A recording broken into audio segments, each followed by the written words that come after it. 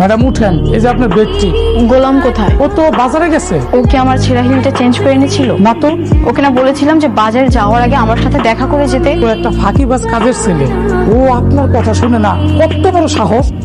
Sir, উনি আমার husband. 3 মাস হলো কোথাও খুঁজে পাচ্ছি না, সব জায়গায় খুঁজেছি, কোনো হদিশই মিলছে না। স্যার, আপনি যদি একটু হেল্প করতেন। আমার এখানে কেন? কমপ্লেন সেক্টরে যান। কি হলো জান?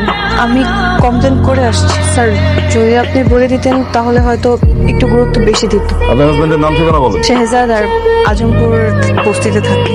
আজমপুর বস্তিতে থাকে? দেখো তো মনে হয় রাজপ্রাসাদে। পেলে আপনাকে জানাবো। যান। স্যার, ছবিটা? রেখে যান।